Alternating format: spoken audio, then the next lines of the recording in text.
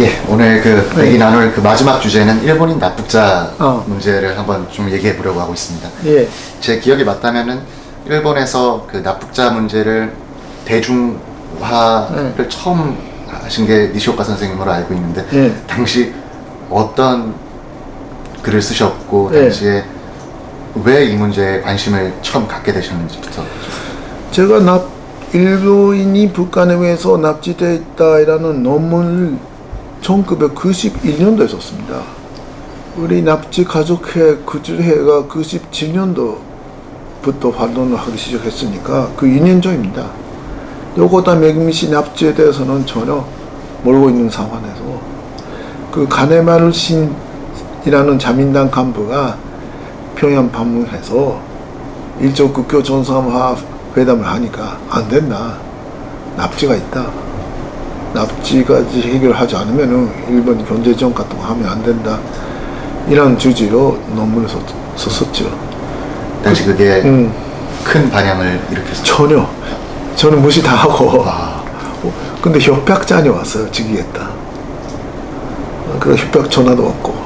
어떤 분들이? 글쎄 그건 모르겠는데 근데 일본 군대에서는 북한 지지하던 세력들이 있지 않습니까?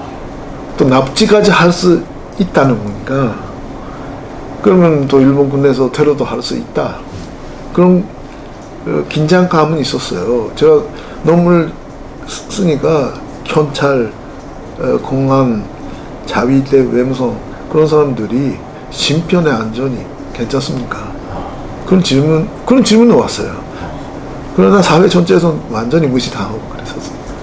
그러다가 이게 이슈가 된 게 언제?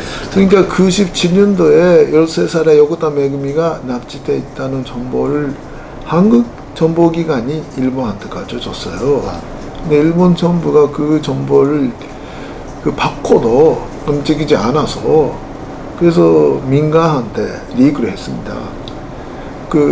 제가 그때 편집장을 하고 있었던 월간 현대코리아 잡지에 96년도에 그런 정보가 있다라는 기사를 어떤 TV 기자가 서울까지 와서 취재해서 썼어요. 근데 메금이라는 거는 그때 몰랐고 70년대 후반에 일본 해적에서 13살에 중학생이 납치되었다 이라는 이야기가 있는데 누구인지 모른다. 근데 우연히 지금 생각하면 하나님이 도와주신 것 같은데 우리 연구소의 소장님이 니가타 출신이었었습니다. 그 77년도에 요코타 메구미 13살 중학교 1학년짜리 소녀가 없어졌다 이라는 큰 사고가 있었고 그 기억을 하고 계셨어요. 그래서 니가타까지 가서 알아봤더니 그 자세한 정보가 일치가 돼요. 그 상황이라든지 가족관계라든지. 그래서 그게 그거다. 거에서 우리 현대구례 잡지에서 처음을 보도했고, 그랬더니 또 한 사람 안면진이라는 달복 권장원이 두 번째 정보를 제공해서 그 권장기관 안에서 매금을 봤다. 그런 지원이 나와서 일본 정부도 납치 피해자다고 해서 인정했습니다. 그게 97년입니다. 그러고 그때 고이즈미 총리였나요? 그때 북한에 갔을 때 김정일이 처음으로 그걸 인정을. 그러니까 그 가네말 씨가 평양 갔었을 때 원래는 그때 인정을 받아야 되는데 근데 그때는 일본 정부가 또 가네말 신 씨도 납치 문제를 문제 제기 안 했어요. 그래서 아무 일도 일어나지 않았었습니다. 그리고 나서 97년도에 메구미 사건이 터지고 나서 가족들이 많은 고민을 했습니다. 실명을 공개해서 사진까지 공개해서 운동을 하고 있는지 그러면은 그때는 북한 노동단이 없다고 하는 거는 없다이라는 말이 있었습니다. 그러니까 실명을 거론하면은 거기에 있는 사람이 증거인멸을 위해서 죽임을 당할 수가 있다. 그 전문가들이 공안기관에 있는 사람들이라든지 전문가들이 그렇게 가족한테 아드바이스를 했어요. 실명을 공개하면은 위험하다. 그런데 가족들이 많이 고민했죠. 그러나 20년 동안 77년부터 97년까지 아무 일도 일어나지 않았다. 그 중간에 가네말 씨가 김일성까지 만났는데 그 후 외무성이 8번이나 국경조사와 회담을 했는데 진지성 있게 납치 문제 거주를 해서 일본 정부가 움직이지 않았다. 그럼 일본 정부는 믿을 수 없다. 일본 국민들을 믿자. 국민들한테 직접 보고해서 우리 일본은 자유민주 국가니까 국민들이 마음만 먹으면 정부를 움직일 수가 있다. 그래서 거기에 있는 딸, 아들한테 위험이 있지만은 일본 국민을 믿자고 해서 사진 공개하고 이름까지 공개했습니다. 그랬더니 다른 가족들도 그렇게 하자고 해서 가족회가 생기고 그때까지는 저는 학자였습니다. 운동가가 아니었고 논문을 썼지만은 운동을 하지 않았는데 가족이 그렇게 지금 심각한 결단을 내렸는데 그냥 학자로서 연구만 하고 있을 수가 없다. 같이 운동할 수밖에 없다고 해서 가족은 가족회를 만들었으니까 가족을 지원하는 구조회를 만들었습니다. 이제 22년 동안 같이 해왔죠. 근데 처음에 5년 동안 납치가 있다라는 것이 우리의 주장이고 없다는 것이 조선현 그리고 일본 자바들 아사신문 그쪽의 주장이었고 근데 5년 후에 고이즈미 총리가 갔었을 때 일본에서 그게 세론이 있었기 때문에 일본 정부는 납치를 위제를 했습니다. 위제를 하니까 김정일이가 인정했어요. 인정했지만은 일부분만 13명만 납치했다. 5명은 살아있다. 8명은 죽었다. 이라는 또 새로운 거짓말을 했어요. 그전에는 납치가 없다는 거짓말을 했는데 그때는 13명만 납치했고 8명은 죽었다. 5명은 보냈으니까 납치가 해결됐다. 이라는 거짓말을 했습니다. 근데 8명 사망했다는 8명에 대해서 한 사람은 어찌도 객관적인 사망 증거가 안 나왔어요. 6월도 2인분 나왔지만 DNA 검사를 하니까 가짜였고 사망 진단서도 가짜였고 그런 것들도 해서 지금까지 일본 정부는 아직 그 맥민 씨를 비롯한 북한 쪽에서 사망했다고 발표한 사람 납치하지 않았다고 발표한 사람들이 살아있다는 존재로 문제가 해결되어 있지 않다. 모든 사람이 와야 된다. 오지 않으면은 국회 정상화도 할 수 없고 경제 지원도 할 수 없다. 이라는 자세입니다. 아베 수상이 그때 북한에 갔을 때가 책이 뭐셨나요? 그때 고이즈미 수상이랑 같이 갔었죠. 그때 간반 부장관이었습니다. 아베 총리는 제가 91년도에 납치돼서 논문 썼지 않습니까? 네. 그때 국회의원 비서였어요. 근데 그때부터 납치 문제에 관심을 가지고 있어서 국회의원 되자마자 납치 문제 계속 해왔고 라이프 와크입니다.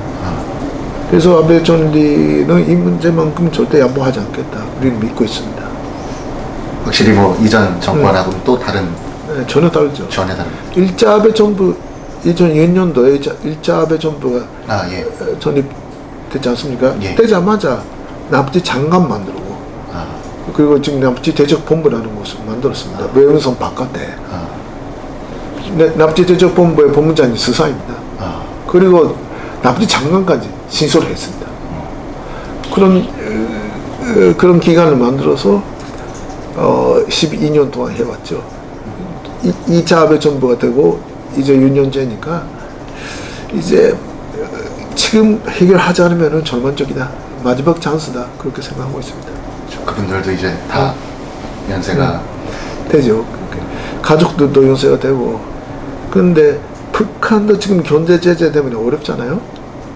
근데 아베 총리가 열심히 외교하시고 우리도 2003년부터 계속 2001년도부터 계속 미국 다니니까 미국 지금 트럼프 정부는 완전히 일편이고 트럼프 대통령이 김정은을 만났는데 만날 때마다 납치 문제를 고려해 줬습니다. 하노이에서는 첫 번째 만나자마자 1대1 회담에서 납치 문제를 고려했고 그랬나요? 예. 근데 김정은이가 화제를 바꾸고 회비했답니다. 그래서 두 번째 그 작은 사람 수로 저녁 식사를 먹는 자리에서 다시 납치 문제가 있어요. 이게 그 트럼프 대통령은 핵 문제나 납치 문제를 같이 해결한다는 자세입니다.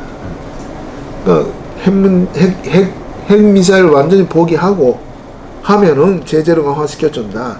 국교 정상화까지 해준다. 다음은 경제 지원은 안 해준다. 미국은 그런 자세입니다. 경제 지원은 신조 아베한테 가라. 아베는 핵 미사일 문제가 해결되고 납치 문제가 완전히 해결되면은 한국에 대해서 65년도 했던 것처럼 전국은 자금으로 경제 지원을 할 준비가 되어 있다. 이라고 한다. 그래서 그 트럼프 대통령이 하는 큰 미국 딜 안에 납치 문제가 들어가 있어요. 거기까지 왔습니다. 지금 오랫동안 해오신 건데 계속 진전은 계속 있다고 보시는 거예요? 지금 마지막 찬스라고 봅니다. 마지막 찬스. 여태까지는 그 지지 않는 그 싸움을 해왔는데 이제는 이길 수 있는 상황까지 왔다. 마지막 희망입니다. 근데 우리 가족들이 살아 계실 때 해결해야 되는데. 메구미 씨의 그 아버지가 조금 지금 괜찮으신가요? 예, 지난해 4월부터 병원에서 누워 계십니다. 그렇죠. 활동을 지금 못 하시고. 예. 그 어머니는 괜찮으세요? 네. 그리고 그 부모 세대에서 남아 계시는 것이 메구미 씨의 부모, 그리고 아리모토 케이코 씨의 부모. 그 외에는 다 그 세상 떠나시고 지금 현재들이 그 가족회 주축입니다. 제가 예전에 그 요코타 메구미 씨 남동생 테츠야 네. 씨를 인터뷰했었는데 아직도 기억에 남는 말이 있습니다. 이렇게 말하셨는데 인간의 목숨을 이렇게 멸시하는 국가가 있다는 것이 믿어지지 않습니다. 한때 히틀러나 루마니아의 차우세스쿠 같은 사람들이 결국 자기가 하고 싶은 대로 이것저것 하다가 결과적으로 살해됐습니다. 김정은도 그렇게 되지 않도록 빨리 사람의 마음을 되찾길 바랍니다. 뭐 이런 말을 하셨는데 니시오카 선생님은 북한에 어떤 말을? 그러니까 그 아베 총리는 조건 없이 만난다고 지금 하고 있다. 그러니까 우리는 완전히 뭐 핵 문제, 미사일 문제 플러스 납치 문제가 해결되면은 그거 정상화에 반대하지 않겠다고 한다. 줄기는 있다. 그러니까 전산적인 국가가 되라. 그렇지 않으면은 지금 그 경제 제재가 제일 어려운데 그 어려운 상황은 계속 될 것이다. 압박은 계속 될 것이다. 다만 줄기는 우리가 준비되어 있다. 그래서 일단 아베 총리를 만나서 그 북한 인민들 위해서 한번 결단을 내리시는 것이 좋을 것 같다. 현명한 결단을 내리시는 것을 기대한다. 일본에서는 이거에 대해서 뭐 보수 진보가 있나요? 이거에 대해서 뭐 반대하고 아니 그냥 납북자 문제를 비판하는 사람도 있나요? 있죠. 인권 문제라는 차원에서는 보수 진보가 없지만은 우리는 또 인권 문제이기도 하고 주권 문제이기도 한다 이라는 부분에 대해서 약간 차이가 있고 그러죠. 그리고 국교 조사를 먼저 해야 된다는 사람도 있고 그 조선령 그리고 자파들의 영향은 그 아직 셉니다. 우선 시작이라도 해야지 뭐가 풀리지 않겠느냐는 논리.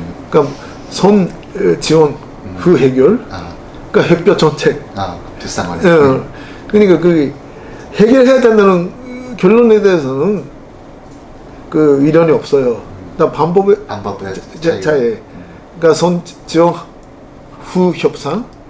아베 총리는 선 압박 후 협상. 그런 차이가 있죠. 우리는 아베 총리 노선을 지지하고 있습니다.